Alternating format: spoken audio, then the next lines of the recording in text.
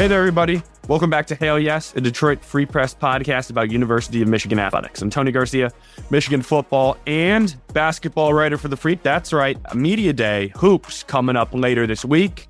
Got a feature story on the strength coach coming out Thursday morning. So yes, double dip season is almost upon us, but this is still football season. We are in the middle of October.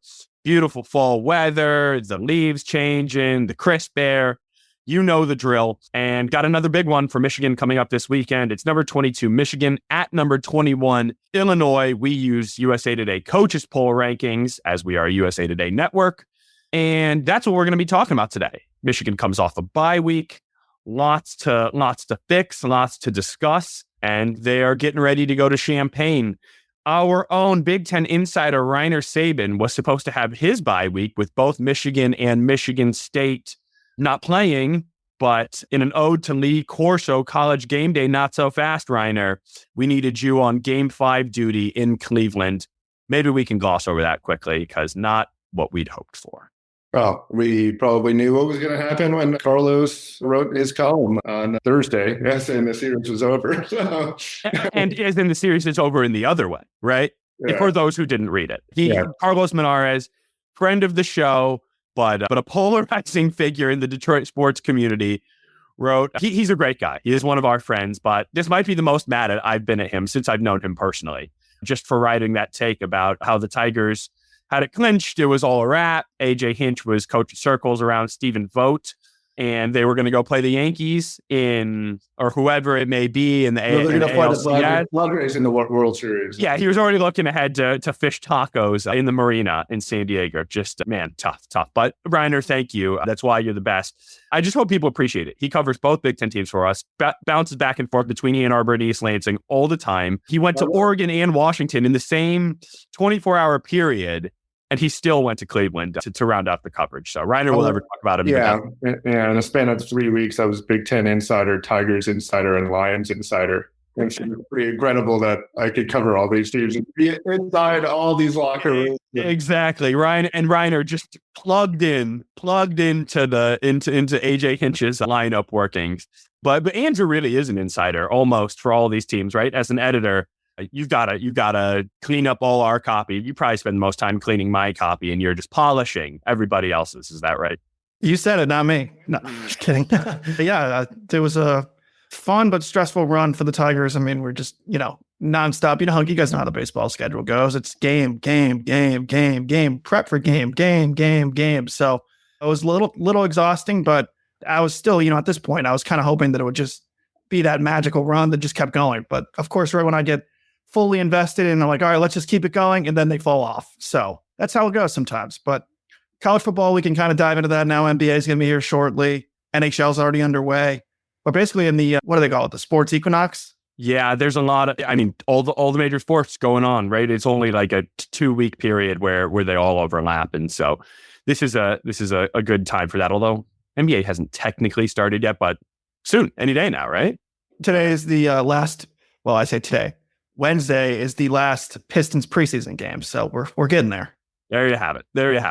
But of course, Hail Yes is dedicated to Michigan athletics. And we're talking Michigan football this week, as always. And really what we're talking, Reiner, is Jack Tuttle, the 7th-year quarterback. He started at Utah, then went to Indiana. He had a full collegiate career at Indiana, a 4-year career in Bloomington, and has since come to Ann Arbor for this now second season. He talked about it. He came thinking last year, his 6th year was his final season. He was going to back up J.J. McCarthy. I mean, he wants to be a coach in training, right? And so he was going to be the voice in the room, the extra guy if needed, and really just sort of round out that quarterback room. He admitted last week he did not expect the 7th year. He did not expect to be named a starting guy here at Michigan when he initially committed. But that's why he returned once he found out he was going to have that 7th year. And now it's his time. It was a circuitous route to get here, struggling through 3 weeks of Davis Warren, struggling through 3 weeks of Alex Orji. And now it is Jack Tuttle. He is not J.J. McCarthy, but I would also argue he's not he's not Davis Warren or Alex Orji either. Yeah, I guess. I mean, it's not the most ringing endorsement there, I would say. But, again, this is what they are left with after not, making plans for this year as far as the quarterback position was. I mean, I don't think it was, again, any surprise that JJ McCarthy was going to be entering the draft. And so it was, again, probably gross negligence on Michigan staff's part not to have prepared for this situation and to bank on a 25-year-old quarterback who, again, has a long injury history and has thrown as many touchdown passes as interceptions. If that was the plan all along, it wasn't a very good plan. That might be the case. It might be the case. I mean, that's what we were talking about. I mean, you remember going back to the spring when we saw that they were not making a move, right? And it sort of became clear that they were going to roll with the guys in the room. Once it became clear they weren't going to go to the portal or what have you, it looked like they were sort of setting the stage for Jack Tuttle. And people who are not in the building every day, wanted Alex Orji, right? It's the new wave. It's the guy who can run. It's supposed to be dual threat and just help all the running backs.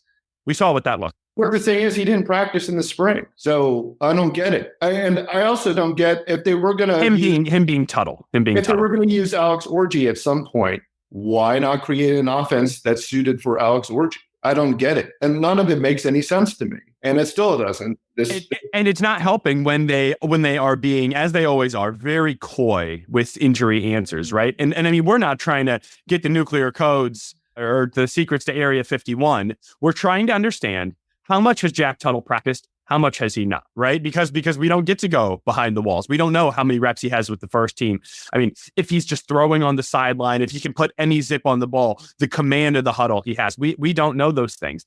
And so you're right. However, reading between the lines, I mean, I think in between spring and summer, I think they were thinking he was going to work his way back. And I mean, when we spoke to Jack last week, he was talking about how everybody heals at different rates. They were not expecting and he just couldn't go, right? And so my understanding is something happened in spring. He was banged up. They're by summer, by the time we're, fall camp, August 1, and by the time we throw the pads on, he should be rocking and rolling. And you know this as well. No QBs are taking live hits when it's practice anyway. And so they were thinking he's not going to get any more roughed up. He can, once we work him back. I mean, this is just what I'm inferring. But again, I'm not saying this is the best laid plan. But what I am saying, and what I'm going to now transition this into, is what we talked about off air just before the show started. I think you could say, and this is, if we're really, really giving Michigan the benefit of the doubt, and we've been hard on them. We've talked about the coaching mistakes. We went over the bad grades for the quarterbacks, the receivers. We know this team has not lived up to par.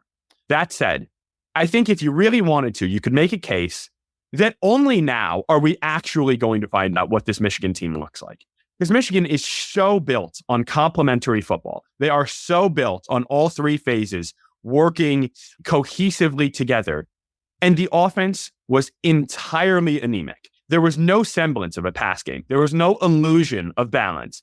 And so teams could just either stack the box or play single high or put a man outside and just, trust that Tyler Morris or Samaj Morgan aren't going to have enough to beat you. And that really shut things down. Now that you have a quarterback who has run a collegiate offense before, Davis Warren had thrown 14 passes, all in mop-up time. I'm messing up every name. Alex Orji had thrown 1 before this year. Jack Tuttle had thrown 200. Yes, he's been injured. And yes, it was at Indiana. But these are, the experience was vastly different. And I think those first 3 drives at Washington showed you. The ceiling is just so different when Tuttle is in there. I agree that he's, again, the best option of the 3. I just, again, it's not the most confident, inspiring move, in my opinion, in general. Maybe he can run a functional offense. But, Michigan still has issues on the outside with the receivers. Their leading wide receiver has 13 catches for 78 yards in 6 games. That's atrocious. And then, again, teams are going to be game planning to take out Loveland. And I think that was seen at the end of the Washington game. The Washington safety, I can't pronounce his last name, Cameron, whatever it was. Jumped the route and intercepted the pass against Tuttle. And then Tuttle's going to lock into those guys because that's who's the most reliable. So again, it's not the most confidence inspiring move in my opinion because of these other factors that are contributing to Michigan's passing game being anemic, as you referenced. Yeah, there are limitations elsewhere, and I'm not trying to say that he is going to come in and be Patrick Mahomes, but I do think it's fair to say that this is not the same court. Like when they anointed Davis Warren preseason, he was the only healthy quarterback who could throw a forward pass. When they then anointed Alex Orji, it was, we just got to stop turning it over. We have to find a way to protect the ball. This feels like the first of 3 times where they're naming a quarterback and they're like, all right, we actually want this guy. Like, yes, of course, they want JJ back, or they'd love, a Will Howard or Dylan Gabriel or even Drew Aller, who we bagged on last year, who's taken a notable step forward. And sure, maybe it was coaching malpractice, but that's already happened. That can't be rehashed. The here and now is the fact that Tuttle, I believe, really is the best option. And now they're finally going to get to see what that looks like. Even when you take the good and the bad from Washington last week, 17 straight points, 3 drives, but then the final 5 drives, 2 turnovers, 2 more 3-and-outs, just terrible. He had only practiced, a couple days. He didn't even have a full week of live practice. And now you get a bye week for install. You get another week. Now Tuttle, he knows it's the guy. He's the guy, right? And he actually, I thought it was interesting. He brought up the point that in some ways it's almost easier to prepare as the starting quarterback than the backup, because sometimes you're running scout, sometimes you don't know when you'll be in. You're getting a few reps here and there. There's no rhythm. There's no. Well, sure, that's not surprising. You get the most reps with the ones. That's and he hasn't had that. Well, right, but I'm saying he has not had that, so we can't say, oh, look what he looked like. Tuttle never had any reps with the ones since he's been in Ann Arbor for 18 months. He's never had reps with the ones. Now he is, and I get those ones are limited, but we can't act like that doesn't matter. Well, yeah, I agree, but there's again, there's other issues. They don't have the right tackle spot, settled at the moment. It's possible that Jeff Percy moves in for Evan Link, the center. They're finally moved up on, and seems like they're banking on Greg Cribbin. But again, there's some moving parts there. Miles Hendon, I guess, is probably going to be back in the lineup. So in general, again, not everything is settled with this offense at the moment beyond Jack Tuttle. So those are my reservations as far as whether he can really create some kind of huge boost with this offense, because again, it hasn't looked cohesive or consistent in any way. And, part of that is because of the personnel changes that have been going on, since the beginning of the season. And not just out, with the quarterback position, with these other positions as well. Yeah, no, it's fair. And if we really wanted to, we could get into the other side of the ball, right? And all, this is not just an offensive problem, not just a quarterback problem, but it is what the most people talk about, what the most people read about, what the most people know about. And it is where the football team starts, right? It always has, and it always will. But that doesn't mean that we can't transition sort of to the other side of the ball as well, and think about what, those passing game fixes that needed to be fixed as well. I just wrote about, we spoke with Will Johnson last night in Ann Arbor, Tuesday evening in Ann Arbor, and everything he didn't say told me everything I needed to hear, if that makes sense. He did not want to nobody wants to throw people under the bus, but it was kind of close to it. It was, he was not doing it, but if you're reading between the lines, you really understand what he's saying.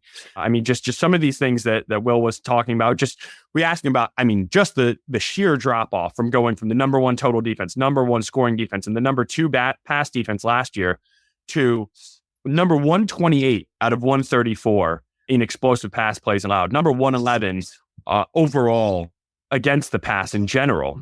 As my dog goes crazy behind me, that's fine.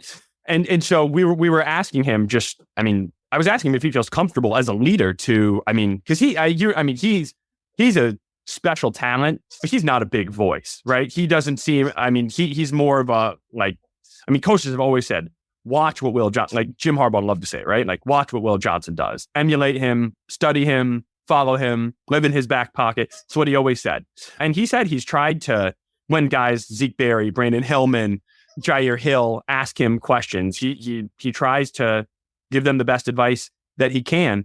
But frankly, he said this secondary is not last year's secondary. This defense is not last year's defense. It's not just players. There's he's like, it's also about the calls. He's like, yes, it's on us to execute them.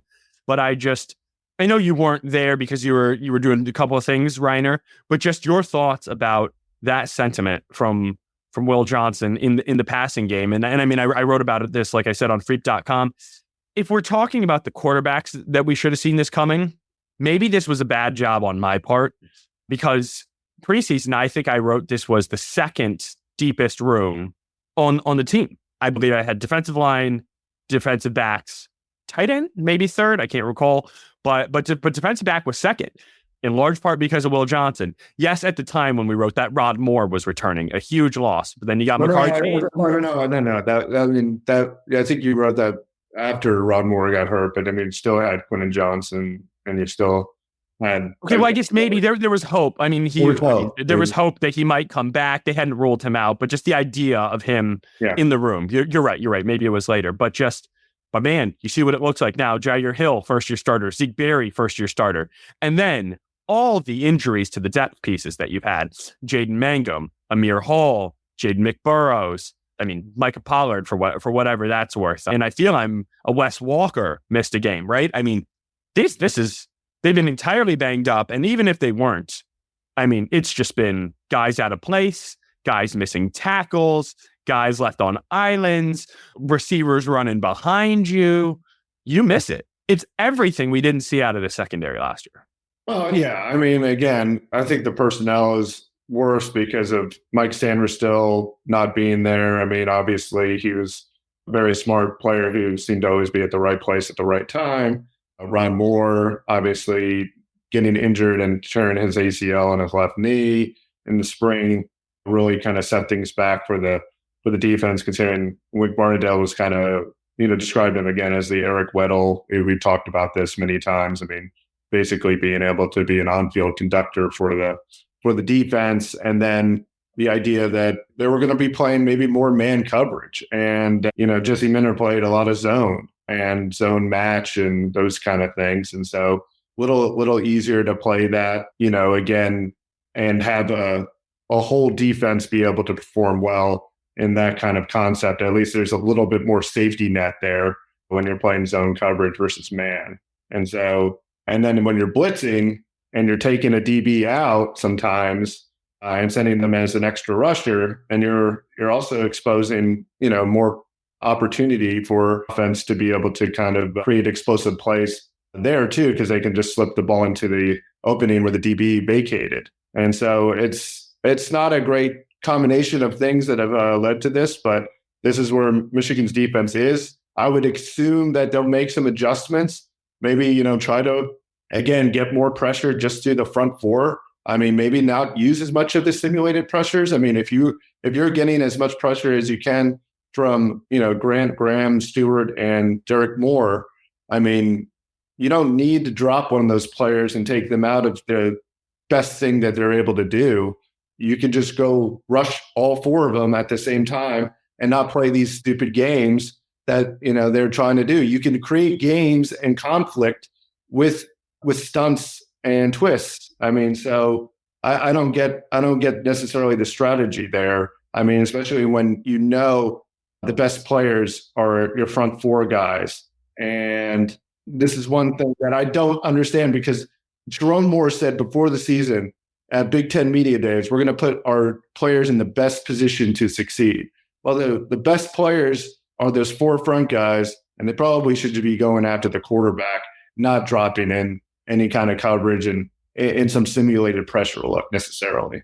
It feels fair. And the reason that we bring the defense into this Tuttle quarterback-centered conversation that we're now going to wrap up before we take a break and look ahead to the Illinois game and then make some picks is because as we said before, they all work hand in hand, right? I mean, if this secondary was not this porous, then the offense wouldn't need to be passing all the time, right? I mean, if you remember how frequently last year, I say how frequently they force teams to kick field goals.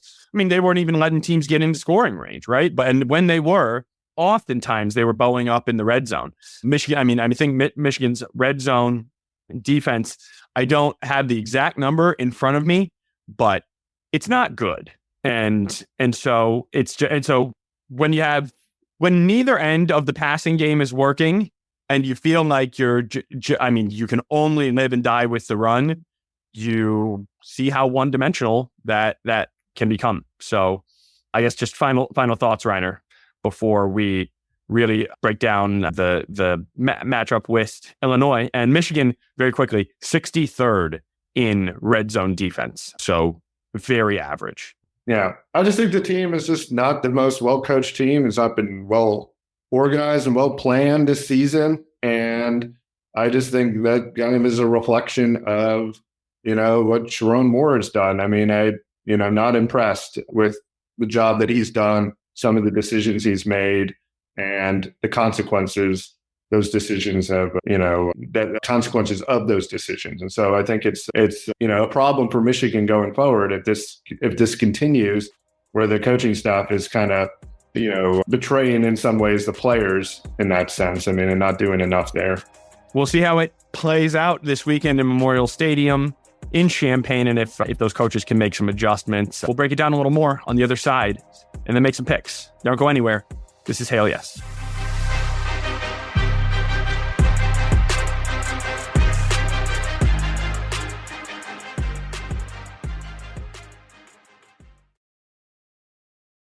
All right, we are back. Time to take a look at number 22, Michigan, at number 21, Illinois. And Reiner, I want to start with just the fact that at the beginning of this year, we talked about how different it was than last year, right? With so many big games. We talked about Texas, talked about Oregon, talked about Ohio State, talked about Washington, talked about USC, talked about the rivalry game with MSU a little bit.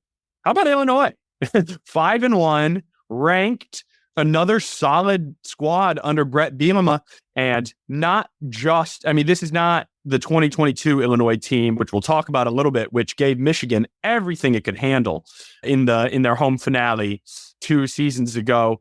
But that was a team led by Chase Brown, kind of a mirror image of that Michigan team, right? Michigan was just a better version of the Illinois, leaned on their defense, ground and pound. Brett Bielema, any of us who've been around the Big Ten know what he did at Wisconsin. Reiner, our Arkansas man, we know what he did with the Razorbacks. And not very good.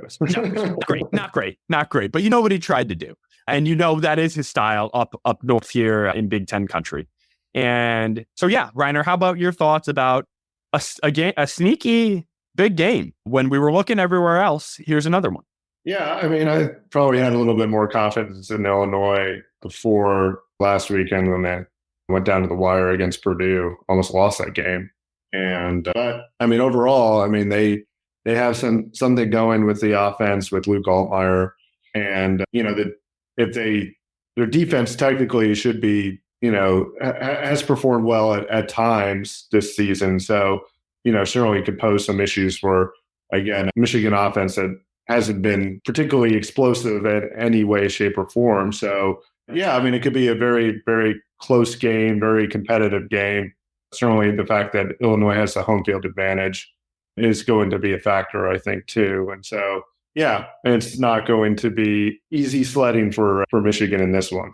Here's what Kalel Mullings told me last night when I just asked him about this idea, right? That there was so many big marquee names on the schedule that here comes Illinois as another game. And he said, I don't know what it means necessarily over there, but for us, it's a huge game. It's a really big game. For me personally, and a lot of the guys in the locker room, we go right back to 22. And how these guys, there's some dogs over there and there's some really good players. They'll punch you in the mouth. We know that firsthand. I don't think anybody's sitting here taking it lightly. And now, you would think so, given that there's a ranked. Michigan has no room to take anyone lightly, right? They've already lost a couple games. There's a number next to their opponent. But just if you had, just the way Kalel said it, this is not the side that he's going to be dealing with. But their offense, this is a good Illinois offense. And yes, I'm going to bring up the fact that when we all made our picks, Illinois picked Nebraska. Only one of them had faith in the Illini to get that done on the road, but that's just fine. And in large part, it's because of this passing attack. Luke Altmaier looked really good that day, like seriously good in high pressure moments. I mean, this year he's completing 67% of his passes, 1,426 yards, 14 touchdowns, 1 pick. I mean, that's fantastic. There's no other way to put it. And bad news, as we talked about, a Michigan secondary that has been had at times this year. I mean, it's not just Pat Bryant, who is his number one wide receiver, who I wonder if Will Johnson shadows. Johnson doesn't do that a lot. He mostly plays sort of like one side, like boundary side, to shut down a half of the field. But Pat Bryant has 27 catches for 452 yards, and wait for it, 7 touchdowns, 7 receiving touchdowns. Michigan's wide receivers have 2 combined. So just a little perspective there. And then even let's say you try to really shut Bryant down. Zachary Franklin has 28 grabs for 350 yards and a score, right? So they have 2 separate receivers who have more production than all of Michigan's wideouts combined. And Will Johnson can only guard one of them. So, and a quarterback who can get it to him, Reiner. I mean, this is a lot of reason for concern. Yeah, no, absolutely. There's a lot of reason for concern. I mean, especially given the fact that, they do have a, highly functional passing game. On the flip side, I mean, the defense has looked susceptible on third down. And so maybe, that's where, Michigan can, make some headway there that they haven't had in the past against, their previous opponents. But, the matchup isn't exactly as favorable for Michigan as it looked like going into the season, just because of the presence of Illinois' passing attack being as good as it is with Altmaier, and as you mentioned, Pat Bryant and Zachary Franklin too. I mean, he's not exactly a slouch at receiver either. Yeah, the Illini, number 49 in the nation in scoring, number 58 in passing, 242 yards per game through the air, and Michigan's given up 250 some, right? So you could, I expect them to try to, again, attack through the air. On defense, Illinois, pretty good. Number 33 in scoring defense. I think a lot of that was really done early, thanks to, I know they shut out someone not good, I don't recall. And the people were pretty excited about Kansas win. So they shut out Eastern Illinois, 45-0. And in the Kansas 23-17, they held Michigan to 9. But Kansas has lost like 5 in a row now. That doesn't look quite as good as it once did.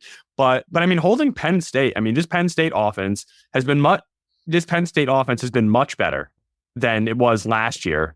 And they only scored 21 against the Illini. So, that's a very good sign. Yeah, right. Exactly. So, it's if you just look at the raw stats, you'd be a little bit concerned if you were Michigan. Of course, again, they line up and play. It could be a totally different game depending on, how the game starts. Obviously, Michigan can't fall into a 14-0 hole like they did against Washington.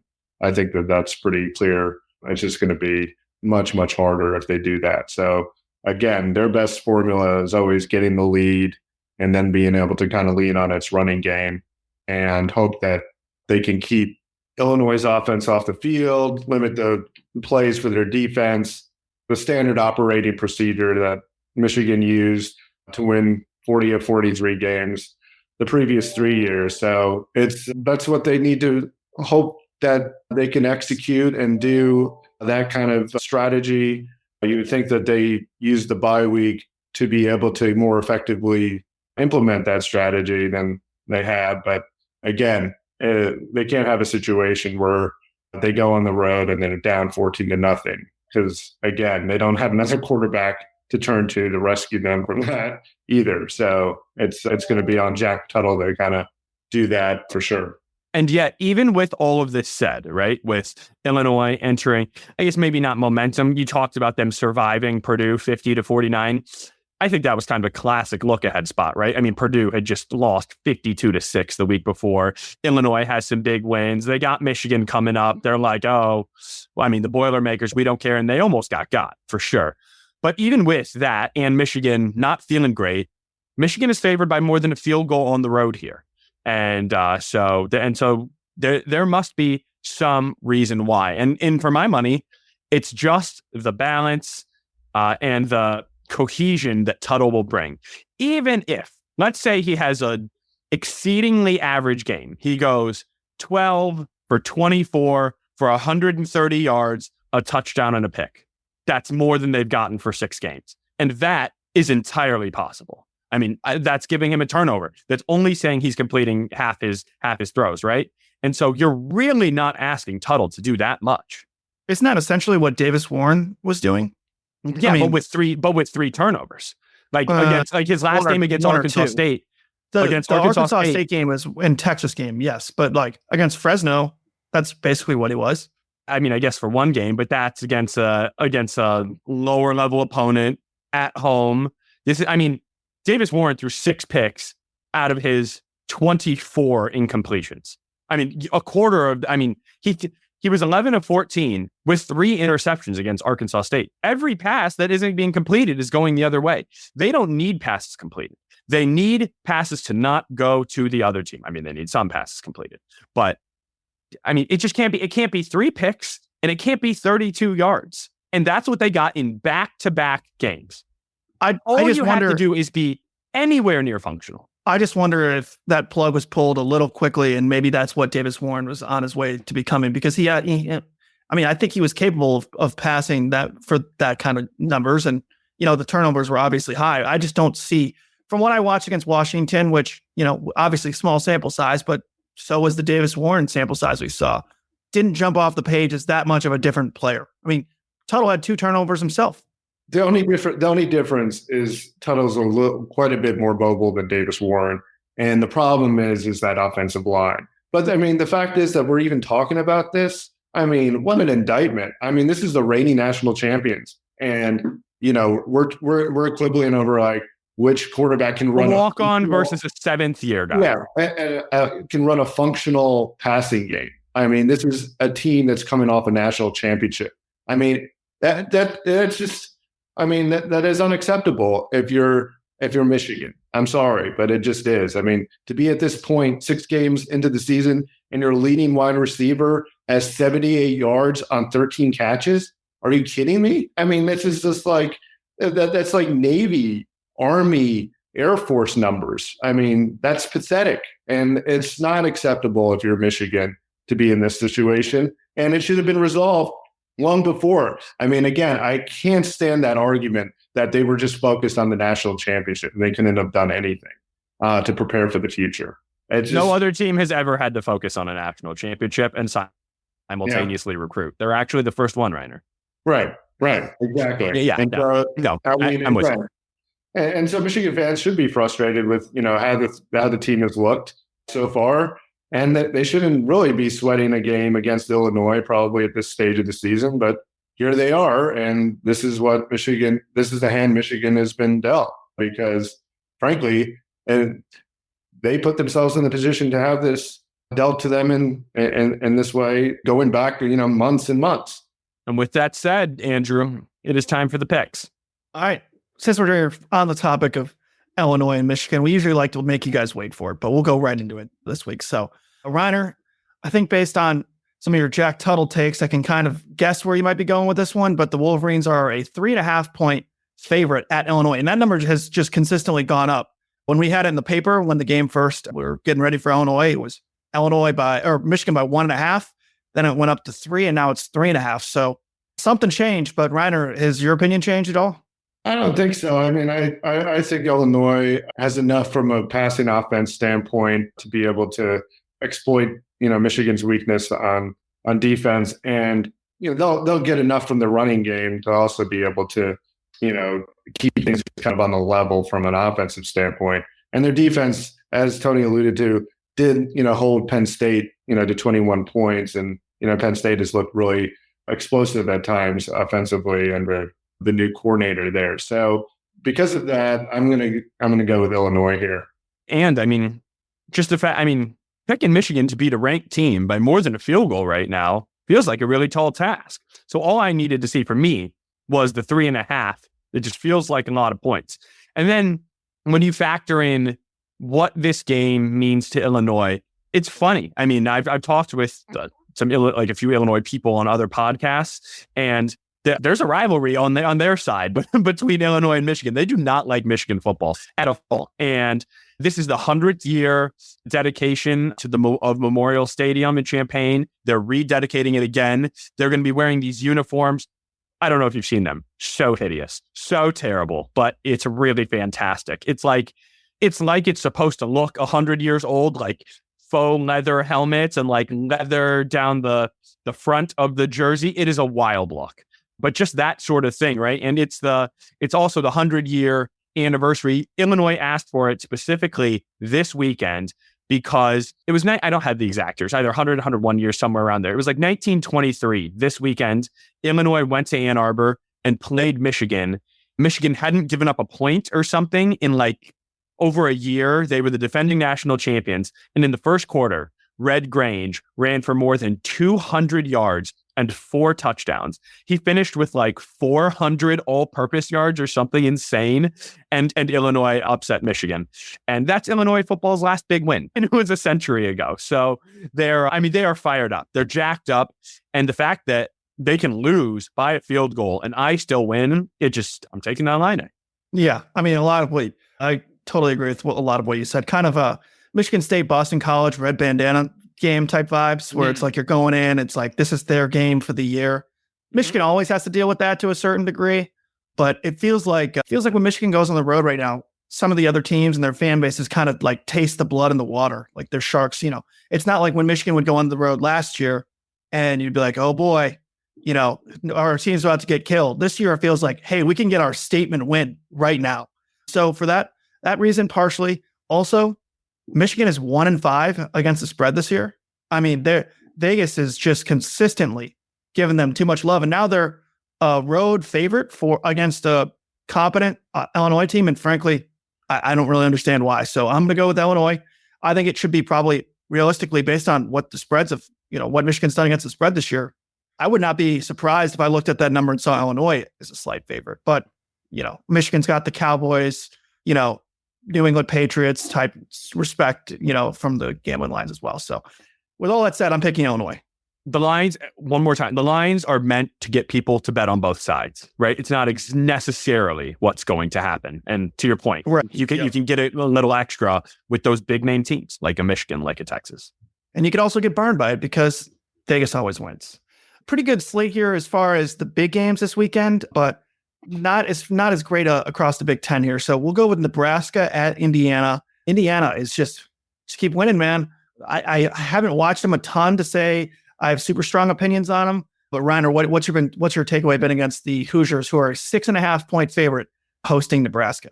Indiana seems to be on again, under Kirk Cignetti, I mean, has just been, pretty lights out from an offensive standpoint. And, again, when he was asked, I guess, recently, like by recruits, like, what do you do to sell your program? He's just said, just Google me. And he said, I win. And that's basically what he's done. And so I don't know. Right now, you got to kind of ride the Cignetti wave, and that's what I'm doing here against Nebraska. I think Matt Rule's done a good job in Nebraska, but yeah, again, Cignetti has had even more of an impact on Indiana so far. So I'm going to go with Indiana here.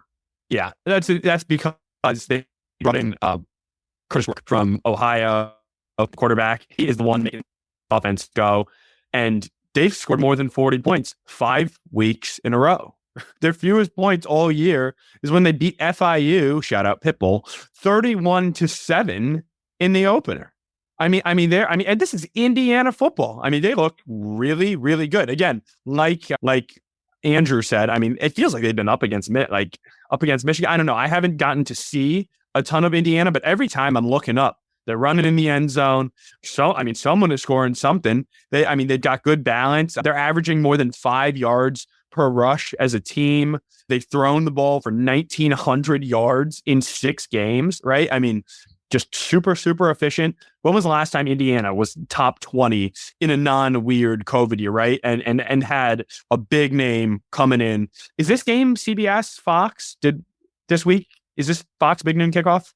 I don't know. It is at noon. I'm not sure if it's I would guess this is going to be Fox big noon kickoff. Because, I mean, this is a big game. And so... Yeah. It would check out. And so I got Indiana. You know that those raucous crowds in Bloomington.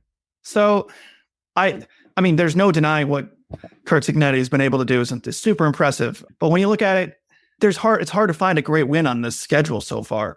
Florida and FIU, which Tony pointed out, Western Illinois, non-major, UCLA, probably the worst team in the Big Ten, Charlotte, and then Maryland, who Michigan State beat, and Northwestern. So they've probably played, if not the three worst teams, three of the bottom five teams in the Big Ten. Now, their offense is super impressive, but this is their first time playing against a true, Big Ten style punch you in the mouth type defense. They're second in the country in scoring. Nebraska's seventh in defense. And I just think the contrasting styles, everyone's going to be on Indiana in this game. And it feels like it should be this is the next big Indiana win, but I just think it kind of catches up to them. And but their schedule, they're probably still going to finish, 8-4, 9-3. They have Michigan and Ohio State. Michigan, I mean, I'm not guaranteeing that Michigan wins that game at this point in the season from what we've seen. So they could easily have a really good season, but I think this is one of those games that just kind of catches up to them. Let's move on to those two games I mentioned. Two great SEC games. In the last few weeks, we're kind of starting to see, shall we say, the benefits of the expanded conferences. Last weekend was really fun. Even though Michigan State were both on bye weeks, you had Penn State USC, which was an awesome game right down to the wire. USC shooting themselves in the foot as usual. You had Texas, Oklahoma. You had, LSU, Ole Miss, and then of course, Oregon, Ohio State. So all these, big games that usually would be one of the biggest games of the year. Conference play is kind of awesome now. So here's another one of those weekends with Georgia at Texas and Alabama at Tennessee. We'll start with the Bama-Tennessee game. The Crimson Tide, a 3-point favorite at Tennessee. Ryder, what do you see in this one? Yeah, Alabama has not been impressive, obviously, the last 2 weeks. I mean, they lost to Vanderbilt, and then they very much struggled to beat South Carolina. They also, last time they played at Tennessee, they lost, which, was the first time in a long, long time. And I feel like this program's kind of teetering, and just talking to people, who are kind of around Alabama, it doesn't feel like, this is a kind of a playoff team at the moment. Things have kind of gone sideways for the defense. Tennessee hasn't been great either. I mean, they lost to Arkansas, barely beat a really underwhelming Florida team at home. But the fact that this game's at home and, Heupel can get a little bit more out of his offense than maybe DeBoer can get out of his defense, and Kane Womack can get out of his defense at Alabama, I'm going with Tennessee here. And just how much are we going to ask of Alabama, right? I mean, the big win, the big emotional win over Georgia, the letdown against Vandy, surviving South Carolina, and then you got to go on the road to a top 5 Tennessee team, right? I mean, it's a lot of games to get up for in a row. And I always take my cues from Mr. Bama over here. And if he's not on the Tide, then I'm definitely not on the Tide. But I had written Tennessee down first. So Nico Iamaleava is one of the more underrated quarterbacks. He was getting a lot of hype early. I feel like, he's kind of regressed the last few weeks, but I can see, Neyland Stadium is just top 2, top 3 environment. Got Alabama coming in. Sounds like some fireworks, and I'll take the balls. Credit to Josh Heupel for making this game feel like one of the biggest games of the year, the last few years. I mean, you had Tennessee beating Alabama, which really kind of set the tone. I think wasn't it 2022, Reiner, that Tennessee beat Alabama when they had, and then since then it's felt like a huge game every single year. However, I think that because Alabama, lost to Vandy and then had that close game against South Carolina, which I watched almost that entire thing, and South Carolina probably should have won that game. With that said, what Tennessee's done lately is not all that impressive either. They barely squeaked by Florida last week, 23-17, went to overtime, I believe, and Florida is not good. Then they lost to Arkansas, who Reiner, constantly, you always hear him talking about how that Arkansas team's not that good. And their best win was Oklahoma, who we now know is not that good. They're basically Minnesota and Oklahoma gear. They're not that great. So I'm going to go with Alabama on this one. Giving up the points on the road in that environment scares me a little bit, but I think Tennessee's kind of fallen apart the last 3 weeks, 25, 14, and 23 points for an offense that I thought was elite, but some of that's getting padded by going 69, 51, 71.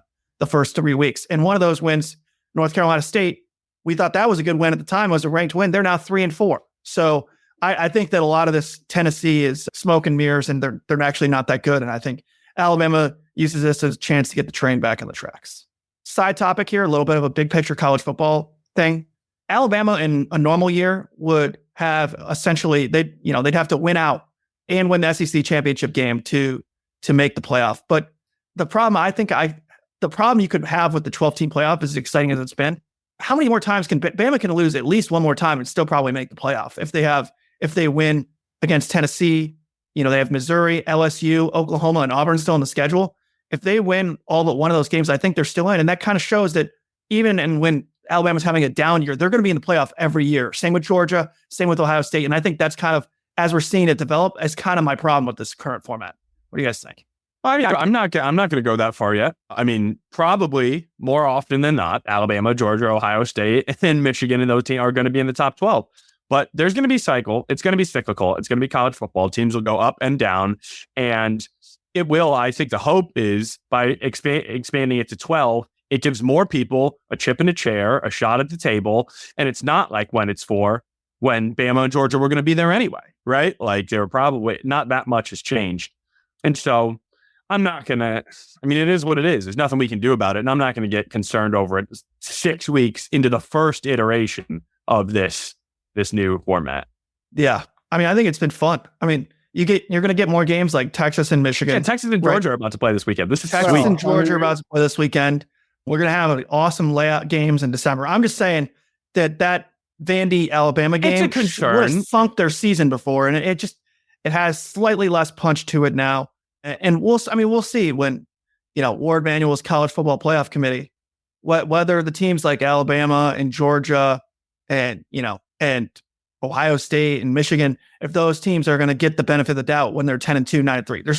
There's still too much to say, but I'm keeping an eye on it because I don't want to live in a world where no matter who Alabama has, if they're 9-3, 10-2, they're going to be in the playoff every year. That's not what the sport's all about. However, it's been a hell of a lot of fun so far.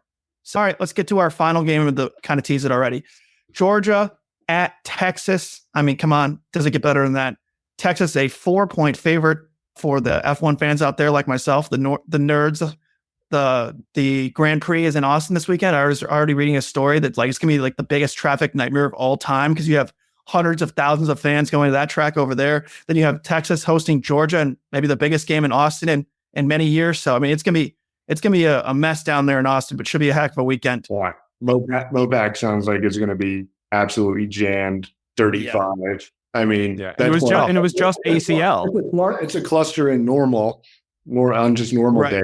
Yeah, that sounds like an absolute nightmare down there. I know. Yeah. So, it was just ACL this last weekend, which is like the big music festival, and you had all the fans driving from Austin to Dallas for the Oklahoma game, and for the Oklahoma.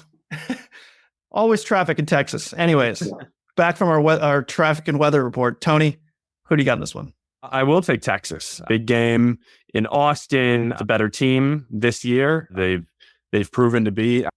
It's a great coaching matchup, right? With Sark and Kirby Smart. You got some veteran quarterbacks, Stewards, and Carson Beck, right? And just smash mouth defenses, running game. Just everything you want. I think it's going to be just kind of one of those classic slugfests until Texas pulls away late. I think maybe one deep shot, Georgia secondary, but they still have Malachi Starks. They still got some pieces, but it's not what it has been. If you didn't see Alabama running roughshod around them. And so I think Texas, the passing game, there's enough there.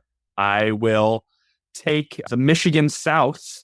That's what I always call Texas, Michigan South, and Michigan is Texas North. So I will take Michigan South in Texas. Don't they feel the same, those programs? You know what I mean? Yeah, well, for sure. I don't think there's any argument there. There you go. You know what I'm saying. All right, Ryder?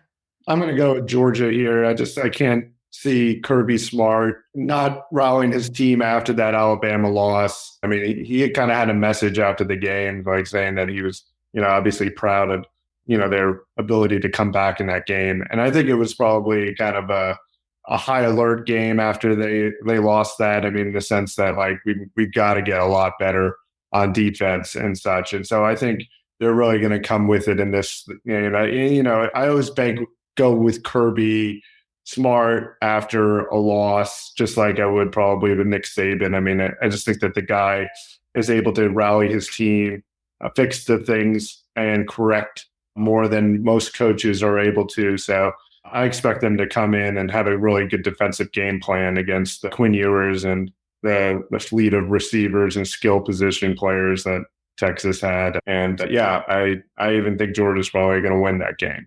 I mean, by paper, if you look at the offense and defensive numbers, it should be Texas, right? I mean, Texas is 7th in scoring and 1st in defense. I mean, that looks like, to Tony's Michigan point, that looks like Michigan last year, kind of, top in both categories, while Georgia's, in the 30s in offense and in the 20s on defense. But as memorable as that Michigan-Texas game was, it hasn't been a lot of substance so far to this Texas schedule. I mean, they punched Michigan in the mouth. Great win. You got to give them credit for going to the Big House and winning that game. Smoke Colorado State, smoke UTSA, smoke Louisiana Monroe. I mean, come on.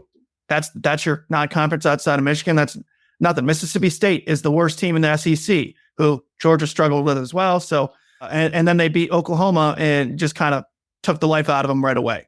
So don't get me wrong. It's definitely the most impressive. I mean, they just beat a rival by 35, a ranked rival. You can't take that away. That's their best win. Certainly. That's a really good win. Is Oklahoma that good?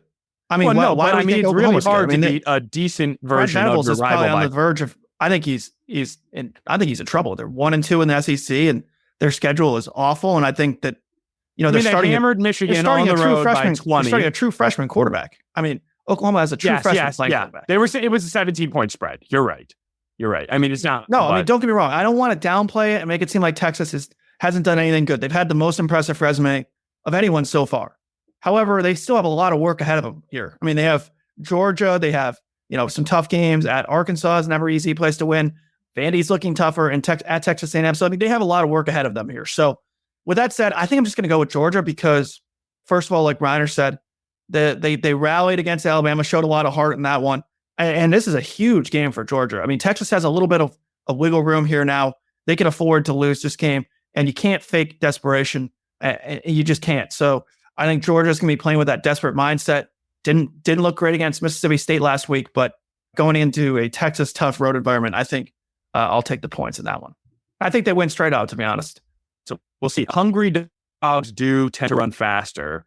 However, I saw someone on Twitter, everybody has their own models and different things. And I saw a model that had Texas beating Georgia 29-20. So one anecdotal piece, whatever that's worth. So that's going to do it. And if you guys are debating who to fade, who to follow, just remember, quick refresher of the picks.